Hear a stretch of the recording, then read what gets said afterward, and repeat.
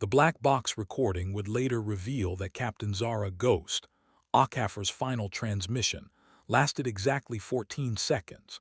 14 seconds that would haunt the Pentagon's corridors for months, played and replayed by analysts who couldn't understand how she'd maintained such clinical precision, while her F-35 Lightning II disintegrated around her at 22,000 feet above the Afghan mountains. Mayday, Mayday, Ghost 77. Multiple engine failures, hydraulics gone, losing altitude fast. Last known position 37 degrees, 4 minutes north, 69 degrees, 18 minutes east. Aircraft unrecoverable. Tell my daughter I kept my promise. The transmission cut to static at 3:47 hours on a moonless October morning. By dawn, the largest search and rescue operation in theater history was already mobilizing. Yet even as MH-60 Blackhawks thundered toward the crash coordinates, whispers spread through the Tactical Operations Center like wildfire. Ghost had finally pushed too far. The untouchable pilot who'd earned her call sign by vanishing into enemy airspace and emerging with impossible intelligence had met her match in the Hindu Kush. Colonel Marcus Webb, Ghost's commanding officer, stood before the massive tactical display, his weathered face betraying nothing as red search grids expanded across the mountainous terrain. But those who knew him caught the slight tremor in his hands as he gripped his coffee mug. Ghost wasn't just another pilot to him. She was the daughter he'd never had, the prodigy who'd arrived at Bagram Air Base 3 years ago carrying a distinguished flying cross and a reputation that preceded her like thunder. The other pilots called her Ghost because she flew like a phantom, appearing where the enemy least expected, striking with surgical precision, then vanishing before retaliation could find her. But Webb knew the real reason behind the call sign. Ghost was running from something, using the cockpit as her sanctuary, the endless blue above Afghanistan as her escape from whatever haunted her stateside. Now, as dawn painted the operations center in harsh fluorescent light, Webb watched his best pilot's life reduced to data points on a screen. Crash probability algorithms calculated her survival chances at less than 2%. The mountains she'd vanished into were a graveyard of aircraft and dreams, where temperatures plunged to -40 and Taliban forces moved like wolves through valleys that had swallowed armies whole. But the analysts didn't know Ghost the way Webb did. They didn't know about the daughter waiting in Virginia, about the promise she'd whispered before every mission, or about the steel-wrapped determination that had carried her through situations that would have broken lesser pilots. They didn't know that Ghost Achafar didn't just survive the impossible, she made it look routine. The search would begin at first light.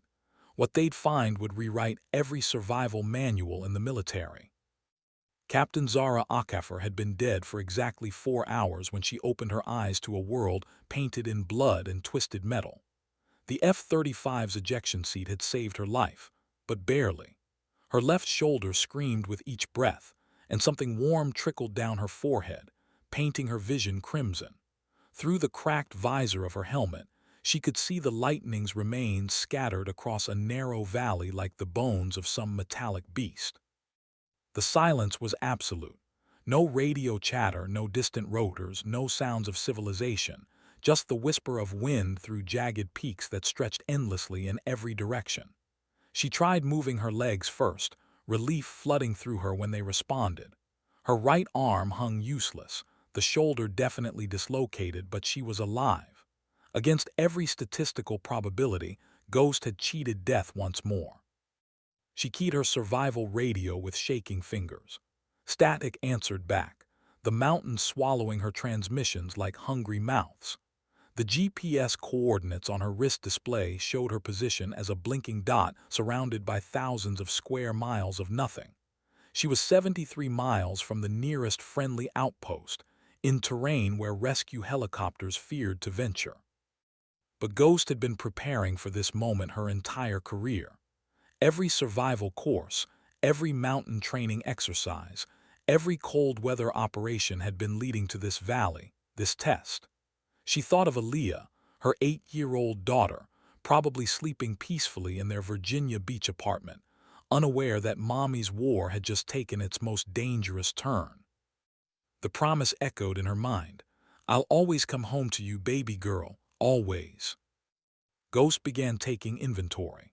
Her survival kit was intact: water purification tablets, emergency rations for 5 days, signaling mirror, first aid supplies, and her grandfather's compass, a gift from Nigeria that had guided her through every deployment. Her sidearm was secure in its holster, though she prayed she wouldn't need it. The real enemy here wasn't human, it was the mountain itself, already beginning its nightly transformation into a frozen hell. As darkness crept across the valley like spilled ink, Ghost found shelter beneath a portion of the aircraft's wing that had embedded itself in the rocky slope. She forced her dislocated shoulder back into its socket, biting down on her flight glove to muffle the scream that tore from her throat. The joint was damaged but functional. It would have to do. Her watch read 21:30 hours. Day one was ending, and already she understood the magnitude of what lay ahead. The mountains had claimed her aircraft, but they hadn't claimed her. Not yet. Ghost pulled her survival blanket tighter and began planning her descent toward civilization. Somewhere far below, Taliban radio chatter crackled through the night. They'd heard the crash too. The first Taliban patrol found the crash site at 6:30 hours, just as Ghost was filtering her first cup of morning water through a makeshift charcoal screen. She watched them through a gap in the aircraft debris, counting 6 fighters armed with AK-47s and an RPG. Their leader, a bearded man with intelligent eyes, examined the wreckage methodically while his subordinates spread out in a search pattern. Ghost held her breath as one fighter passed within 10 feet of her hiding spot. She could smell his cigarette smoke, hear him muttering prayers in Pashto as he poked through twisted metal. Her hand rested on her sidearm's grip, though she knew that drawing it would be suicide. 6 against 1 in open terrain, even Ghost couldn't win those odds. The leader barked orders, and the patrol began climbing toward higher ground, following what they assumed was her escape route. Ghost waited until their voices faded before allowing herself to breathe.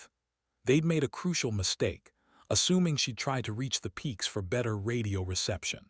Instead, she'd go down, into the valleys where aircraft couldn't follow but where water ran and where, eventually, all paths led to civilization. She waited another hour before moving, using the delay to treat her wounds more thoroughly. The head injury was superficial, but her left wrist was definitely fractured. She fashioned a splint from cockpit debris and parachute cord, then redistributed her gear for the long walk ahead. The survival radio went dark to preserve batteries. She'd only activate it during scheduled search windows. By 800 hours, Ghost was moving south along the valley floor, following a dry riverbed that showed signs of seasonal water flow. Her map indicated this watershed eventually connected to larger systems that fed into populated areas.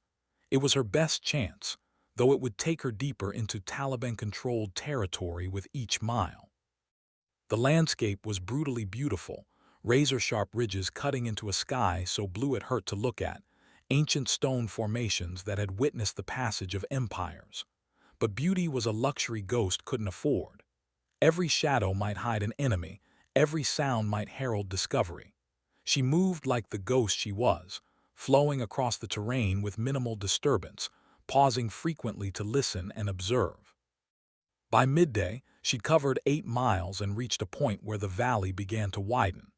Here, she found the first signs of human habitation: old goat trails etched into the hillsides, the remains of stone shelters used by nomadic herders. She was entering the space between worlds, where the empty mountains gave way to the dangerous territory of human conflict. Ghost took shelter in one of the ancient shelters and allowed herself a brief meal of survival rations. The food tasted like cardboard, but it was fuel for the journey ahead.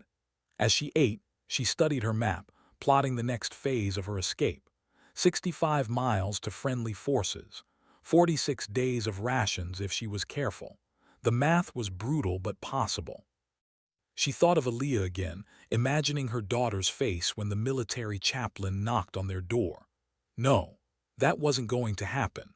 Ghost had made a promise, and she'd never broken a promise to her daughter. Not when Aaliyah's father had walked away, not through 3 deployments, and not now. The afternoon sun was already beginning its descent when Ghost heard the helicopters. The sound echoed off the valley walls, making it impossible to determine direction, but she recognized the distinctive thrum of American rotors. Search and rescue, finally responding to her beacon from the night before.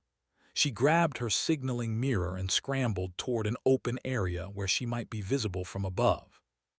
The sound grew louder, then began to fade. Ghost flashed her mirror desperately, sending reflected sunlight dancing across the peaks, but the helicopters continued their search pattern in the wrong direction. They were following the same assumption as the Taliban patrol, that she tried to reach high ground for rescue. As the sound of rotors faded into silence, Ghost felt the weight of her isolation settle over her like a physical thing. The rescue teams were looking, but they were looking in the wrong places. She was truly on her own now, with nothing but her training, her determination, and the promise she'd made to a little girl who needed her mother to come home. Night fell quickly in the mountains, and with it came the cold that could kill as surely as any bullet. Ghost had found better shelter in a cave formed by fallen boulders, its entrance concealed from casual observation.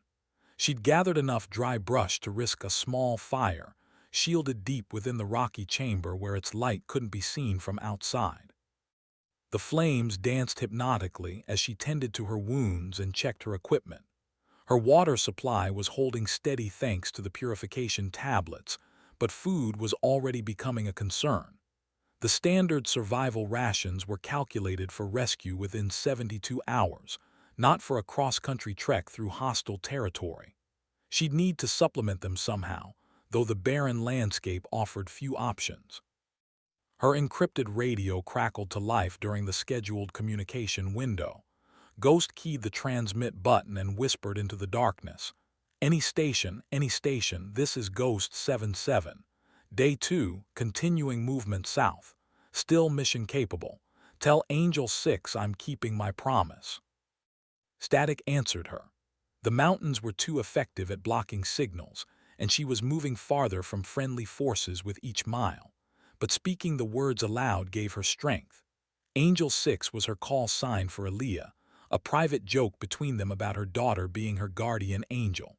Somewhere across the world, her little girl was probably having breakfast before school, unaware that her mother was fighting for her life in a frozen wilderness. Ghost closed her eyes and remembered the last time she'd seen Aaliyah, just before this deployment. They'd been at the beach, building sandcastles as the sun set over the Atlantic. Aaliyah had looked up at her with those impossibly serious eyes and asked, "Mommy, are you scared when you fly?"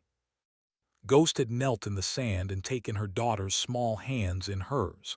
"Sometimes, baby girl, but I'm never scared of coming home to you. That's the one thing I'm never scared of." Now, huddled in a cave 8,000 miles from that beach, Ghost held onto that memory like a lifeline. Fear was a luxury she couldn't afford. Every decision from now on would be measured against one simple criterion. Would it get her closer to Aaliyah? She banked the fire and settled back against the stone wall, her body finally beginning to process the trauma of the crash. Every muscle ached, and her fractured wrist throbbed with each heartbeat. But she was alive, mobile, and moving toward safety. In the morning, she'd continue south, following the ancient paths that traders and armies had used for thousands of years. The last sound she heard before sleep claimed her was the distant howl of wind through the peaks, a sound like the voices of all the pilots who hadn't made it home, singing her toward whatever waited in the valleys below. Dawn brought the bitter reality of her situation into sharp focus. Ghost's water bottle had frozen solid overnight despite being tucked inside her flight suit, and ice crystals decorated the inside of her makeshift shelter. The temperature had dropped below zero, and her breath clouded in the thin air as she worked to restart circulation in her extremities. The survival manual called this the critical phase, when the adrenaline of the crash had worn off and the true magnitude of the challenge became clear. Hypothermia, dehydration, injury, and enemy action were all racing to kill her. The winner would depend entirely on her decisions over the next few hours. Ghost broke camp methodically, erasing any sign of her presence. The Taliban patrol would return, probably bringing friends, and she needed to be long gone before they did. She melted ice over a small fire for drinking water, then scattered the ashes and arranged the rocks to look undisturbed. By 700 hours, she was moving again, following the riverbed deeper into the valley system. The landscape was changing as she descended. Patches of scrub vegetation appeared between the rocks, and she began to see signs of seasonal wildlife, old droppings from goats or sheep, scratches on stones where animals had passed. Where there were animals, there might be water sources not marked on her military maps. By mid-morning, she found what she was looking for, a thin stream cutting through the valley floor, probably fed by snowmelt from the peaks above. The water was clear and cold, and her purification tablets would make it safe to drink. More importantly, the stream meant she could refill her bottles and extend her survival time indefinitely. She followed the stream for 2 hours, watching it grow gradually larger as tributaries joined from side valleys. This was encouraging. She was definitely moving toward more populated areas, but it also meant increased danger. The Taliban controlled most of these lower valleys, and a stream this size would attract both livestock and the herders who tended them. Ghost was studying her map when she heard voices echoing off the canyon walls. She froze, pressing herself against the rocky slope as the sounds grew closer. Not patrol voices, these were casual, conversational, accompanied by the bleating of goats and the gentle clang of bells. Herders, probably local villagers bringing their animals to water. She watched from concealment as an old man appeared around the bend, driving perhaps 30 goats ahead of him with a long staff. His weathered face spoke of decades in these mountains, and his eyes constantly scanned the terrain with the alertness of someone who'd survived by being careful. A young boy, probably his grandson, trotted alongside the herd, chattering in Pashto as children do everywhere. The herders watered their animals and filled their own bottles from the stream. Ghost remained motionless as they passed within 50 yards of her position, close enough to hear the old man's gentle corrections to the boy, close enough to see the affection in their interaction. These weren't Taliban fighters. They were civilians trying to make a living in an impossible landscape. For a moment, Ghost considered revealing herself. The old man might help her, might guide her toward friendly forces or at least away from Taliban strongholds. But the risk was too great. If word of her presence reached the wrong ears, every fighter in the valley would be searching for the American pilot. She couldn't put the herders in danger, and she couldn't risk her own capture. As the voices faded, Ghost resumed her movement south. The encounter had shaken her more than she wanted to admit. She was passing through lives and communities, invisible and alone, while a little girl in Virginia waited for her mother to come home. The stream led Ghost into her first major decision point. The valley split into 3 branches, each following a different watershed toward the lowlands. Her military map showed the eastern branch eventually reaching a district center with government forces, but it also passed through several known Taliban strongholds. The western branch was largely unpopulated but would take her further from friendly territory. The central route was unmarked, a blank space on the map that could hide anything.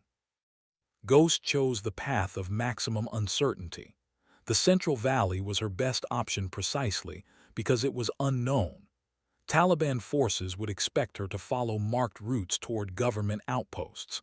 By choosing the unmapped path, she was gambling on finding a route that bypassed their expectations entirely. The gamble paid off within hours.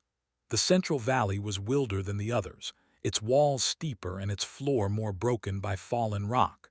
But it also showed signs of ancient human use, old stone foundations, terraced areas where crops had once grown, and most importantly, a well-maintained trail that someone had kept clear of debris. This trail was different from the goat paths she'd seen earlier. It was wider, more carefully constructed, with stones placed to provide stable footing across difficult terrain. Someone had built this for regular travel, probably to connect remote communities or to provide access to resources hidden in the mountains.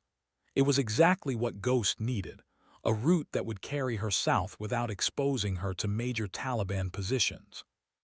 By late afternoon, she'd made excellent progress along the ancient trail. The altitude was dropping noticeably, and the vegetation was becoming more diverse. She even spotted a few hardy trees clinging to protected slopes, their branches heavy with what looked like wild fruit. If her food situation became desperate, she might be able to supplement her rations from the land itself.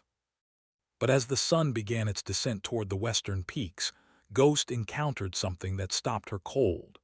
The trail ahead was blocked by a military checkpoint, not Taliban, but not friendly either. Three men in mismatched uniforms sat around a small fire, their weapons within easy reach. Drug smugglers, most likely, or arms dealers using the old trade routes to move contraband through the mountains. Ghost settled into observation position behind a boulder, studying the checkpoint through her scope. The men looked bored but alert, and their equipment was surprisingly sophisticated. Night vision goggles, satellite phones, and weapons that were cleaner and better maintained than most Taliban gear. These weren't desperate fighters hiding in caves. They were professionals running a business. As darkness fell, Ghost faced another critical decision. She could try to bypass the checkpoint by climbing around it, but that would cost precious time and energy. She could wait for the guards to sleep and try to slip past, but that carried enormous risk. Or she could find another route entirely, though that might mean backtracking days through terrain she'd already covered. The sound of vehicles echoing through the valley made the decision for her. Headlights appeared on the trail ahead, and the checkpoint suddenly came alive with activity. Whatever was happening, Ghost needed to be somewhere else when it concluded. She began climbing. The night ascent nearly killed her. Ghost's fractured wrist screamed with each handhold, and the loose scree shifted treacherously under her boots. Several times she found herself sliding backward, clawing desperately for purchase on slopes that seemed determined to throw her into the valley below. But she climbed because the alternative was capture, and capture meant never seeing Aaliyah again. By midnight, she gained enough elevation to see the checkpoint from above. A convoy of 4 vehicles had arrived, their occupants unloading wooden crates under the supervision of the guards she'd observed earlier. The operation was smooth, professional, and completely illegal. Ghost was witnessing a major smuggling operation on one of Afghanistan's oldest trade routes. She photographed the scene with her survival camera, storing evidence that intelligence services would find valuable if she survived to deliver it. But survival was her only priority now. The smugglers would disperse before dawn, and she needed to be well away from their operation before they began securing the area. The descent on the far side of the checkpoint was even more treacherous than the climb. Ghost followed a narrow ledge that had probably been carved by centuries of erosion, placing each step carefully in the darkness. Her night vision was naturally excellent, a genetic gift from her Nigerian father that had served her well in countless combat missions, but even she couldn't see every hazard in the broken terrain. Dawn found her exhausted and bloodied, but alive and free. The checkpoint was miles behind her, and the trail ahead showed no signs of recent use. She'd successfully bypassed the first major obstacle in her escape route, though the cost had been severe. Her water supply was running low from the exertion, and her body was burning through calories at an unsustainable rate. Ghost allowed herself a brief rest in the shelter of an overhanging rock. As she tended to new cuts and scrapes, she thought about the convoy she'd witnessed. The operation was too sophisticated for local criminals, which meant it was probably connected to larger networks, possibly even state actors using the chaos of Afghanistan to move money and weapons. The intelligence value was significant, but only if she lived to report it. She keyed her radio during the morning communication window, whispering her daily report into the static. Ghost 77, Day 4. Continuing movement south. Encountered smuggling operation, bypassed successfully. Request immediate extraction if possible. The silence that answered her was complete. No friendly forces were close enough to receive her transmissions, and even if they were, the terrain made extraction nearly impossible. She was still entirely on her own, still racing against time and circumstance toward a reunion that seemed more unlikely with each passing hour. But Ghost had made a promise to Aaliyah, and she'd never broken a promise to her daughter. She shouldered her pack and continued south, following the ancient trail toward whatever waited in the valleys below. The trail led Ghost into a landscape that seemed drawn from another century. Terraced fields carved into impossible slopes, irrigation channels that had channeled mountain water for 1,000 years, and stone villages that appeared to have grown from the living rock itself. This was the Afghanistan that existed in the spaces between wars, timeless, enduring, and utterly indifferent to the conflicts that raged across its surface. She moved carefully through this ancient world, avoiding the villages but using their presence to navigate. Where there were settlements, there were usually multiple routes in and out, giving her options if one path proved blocked. The people here had been dealing with armed strangers for generations: Russians, British, Americans, Taliban, and they'd learned to survive by being invisible when soldiers passed through. Ghost understood that instinct intimately. She'd been the only woman in most of her military training classes, the only black face in many briefing rooms, the only pilot who'd grown up speaking Igbo before English. She'd learned early that survival sometimes meant being invisible, letting others underestimate her while she quietly outworked and outthought them all. Now that training served her in ways the instructors had never intended. She moved through the landscape like smoke, leaving no sign of her passage, taking nothing that would be missed. Her grandfather's compass guided her south, but her grandmother's wisdom, shared during long summer evenings in Lagos, kept her alive. A woman who travels alone must be twice as clever and half as visible, the old woman had said, not knowing she was preparing her granddaughter for a war on the other side of the world. On the 6th day, Ghost encountered her first real crisis. The trail led to a river crossing where the ancient bridge had collapsed, probably during spring floods years earlier. The water was deep and fast, fed by snowmelt from peaks that scraped the sky. Her map showed no alternative crossings for miles in either direction, and backtracking would cost her days she couldn't spare. She studied the problem methodically, using skills learned during survival training in Alaska. The water was too cold and fast for swimming, especially with her injuries. But upstream, where the river narrowed between rocky banks, fallen trees had created a natural dam. If she could navigate across that tangle of logs and debris, she might reach the other side. The crossing took 3 hours and nearly ended her journey permanently. Twice, she slipped on wet bark and found herself dangling over churning water that would have swept her away instantly. Her fractured wrist couldn't bear much weight, forcing her to rely mainly on her right arm and the strength in her legs. But she made it across, soaked and shivering but alive. Ghost built a small fire on the far bank to dry her equipment and restore her core temperature. As she waited for her clothes to dry, she allowed herself to think about warmth in other forms.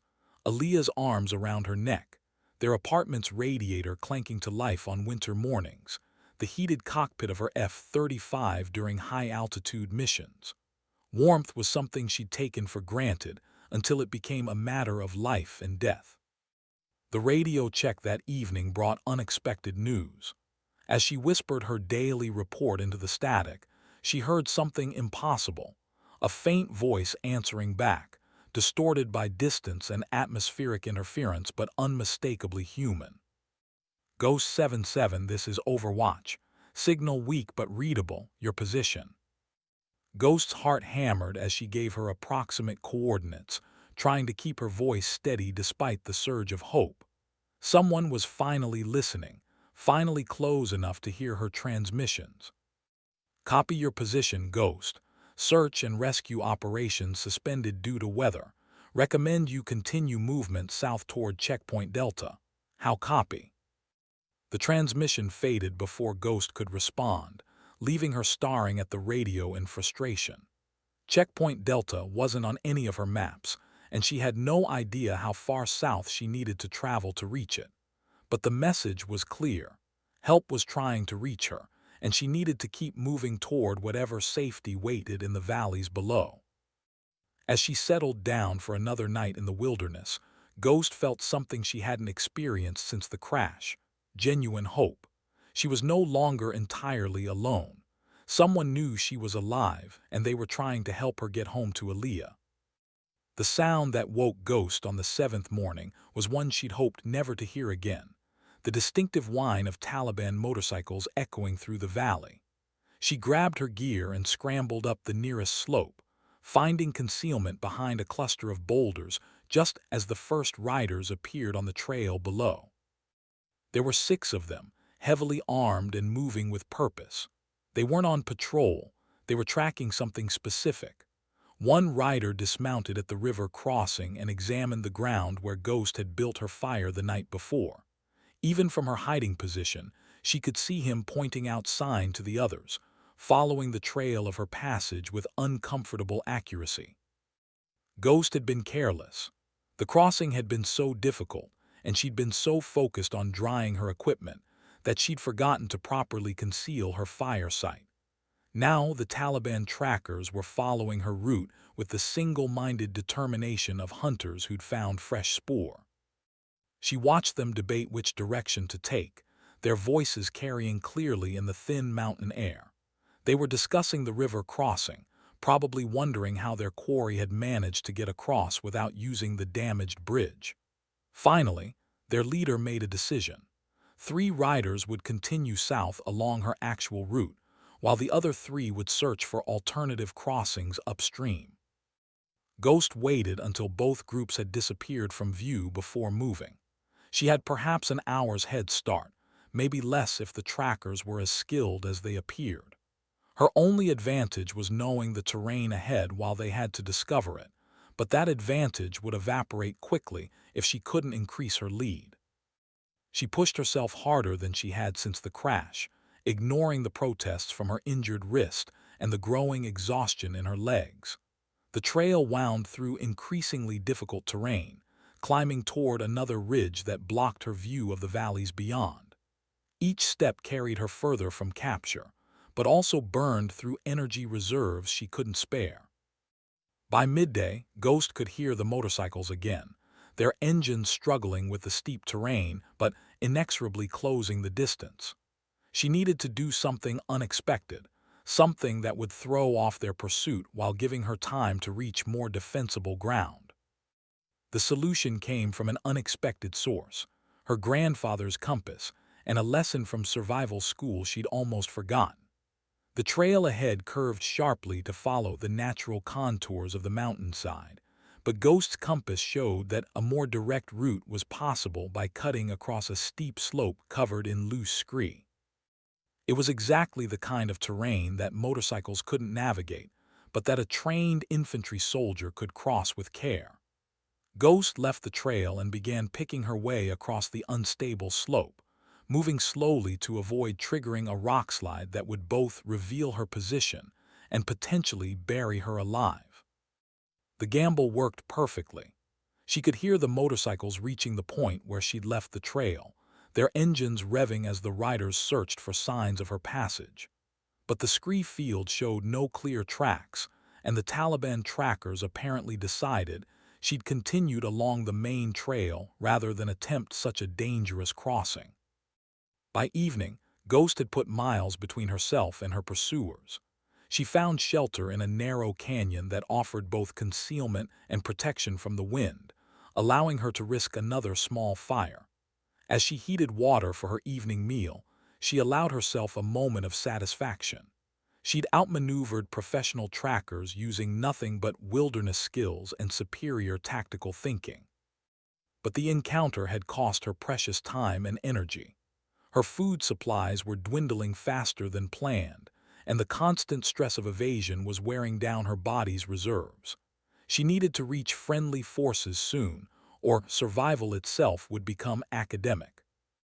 That night, her dreams were filled with the sound of motorcycle engines and Aaliyah's voice calling for her mommy to come home. The eighth day brought Ghost her first glimpse of the world beyond the mountains. From a high ridge, she could see the foothills rolling away toward distant plains, green with cultivation and dotted with the geometric patterns of human habitation. Somewhere in that patchwork of fields and villages lay safety, but between her position and that promised land stretched miles of Taliban-controlled territory. Her radio crackled to life during the morning communication window, bringing news that was both encouraging and terrifying. Ghost 77, this is Overwatch. Intelligence indicates Taliban search teams have been activated in your area. Recommend extreme caution and continued movement toward extraction point. How copy? Ghost whispered her acknowledgement into the radio, grateful for the contact, but alarmed by the intelligence update. If Taliban forces were actively searching for her, it meant someone had connected her crash to the downed F-35. She was no longer just an escaped pilot. She was a high-value target whose capture would be a significant propaganda victory. The trail descended steadily through increasingly populated terrain. Ghost passed abandoned compounds that had probably housed extended families before the latest round of fighting drove them away. These ruins told the story of Afghanistan in miniature: walls built and rebuilt, fields planted and abandoned, lives interrupted by the endless cycle of conflict. In one of these ruins, Ghost made a discovery that changed everything. Hidden beneath fallen masonry, she found a cache of supplies that had probably been left by retreating government forces. The cache contained military rations, medical supplies, and most importantly, a detailed map of the local area marked with current Taliban positions and safe routes toward friendly lines. The map revealed both good news and bad. The good news was that she was closer to extraction than she dared hope, perhaps only 2 days of hard travel from a forward operating base. The bad news was that every direct route lay through Taliban strongholds that were now actively searching for her. But the map showed something else, a route that avoided the main population centers by following a series of abandoned mining tracks through hills that had been stripped of valuable minerals decades ago. It would be longer and more difficult than the direct approach, but it might allow her to reach friendly forces without being detected. Ghost made her decision quickly. She'd take the mining route, trusting her stamina and navigation skills to overcome the extra challenge. As she studied the map more carefully, she began to see the logic of the abandoned mines. They'd been carved into hills that offered excellent views of the surrounding terrain, allowing whoever controlled them to monitor movement across wide areas. If she could reach the mine complex, she'd have both shelter and overwatch positions for the final approach to friendly lines. The afternoon brought her first contact with the mining road, a rough track that had been carved into the hillside by heavy machinery, but had since been reclaimed by erosion and sparse vegetation. Ghost followed the track upward, using the engineered route to make better time while staying alert for signs of current use.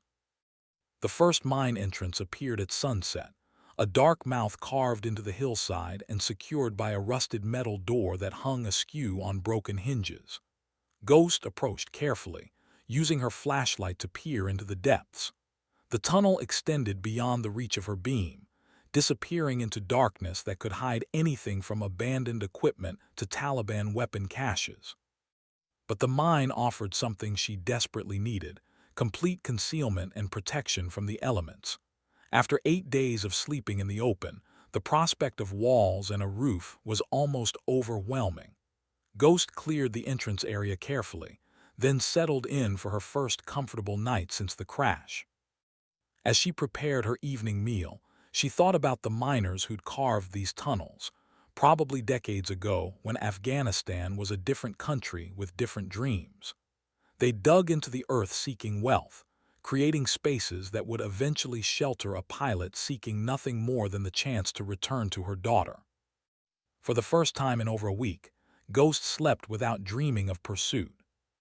The mine complex was larger than Ghost had expected, with multiple levels connected by a network of tunnels that honeycombed the entire hillside. She spent the morning exploring, mapping the layout and identifying potential escape routes if she were discovered. The miners had been thorough in their work, creating a labyrinth that could hide an army if necessary. More importantly, the highest level of the mine opened onto a natural observation post that commanded views of the entire valley system below. Through her scope, Ghost could see Taliban positions exactly where the map had indicated them: checkpoint barriers on the main roads, observation posts on key hilltops, and patrol bases that controlled the approaches to major population centers. But she could also see the forward operating base that represented safety. It was perhaps 12 miles away across terrain that looked deceptively open from her elevated position. The base was clearly American, its geometric precision and defensive layout unmistakable even at distance. Helicopters moved in and out regularly, and she could see the communications arrays that would allow her to coordinate her own extraction once she was close enough. The challenge was crossing those 12 miles without being detected. Taliban positions were sited to create overlapping fields of observation, and the valley floor offered little concealment for a lone traveler. But Ghost's aerial background gave her advantages that ground-bound planners might miss. She could read the terrain like a three-dimensional map, identifying dead spaces and approach routes that would be invisible from the Taliban observation posts. Her plan was audacious in its simplicity. Instead of trying to sneak through the Taliban positions, she'd go around them entirely by following a route that took advantage of terrain features the enemy couldn't observe from their fixed positions. It would require precise navigation and perfect timing, but it would deliver her to the base perimeter without ever being exposed to direct observation. Ghost spent the afternoon preparing for what would either be her final day of evasion or her last day alive. She cleaned and checked her equipment, treated her injuries as thoroughly as possible, and ate the last of her military rations. Tomorrow, she'd either be eating hot food in a military mess hall or she'd be beyond caring about food at all. As the sun set behind the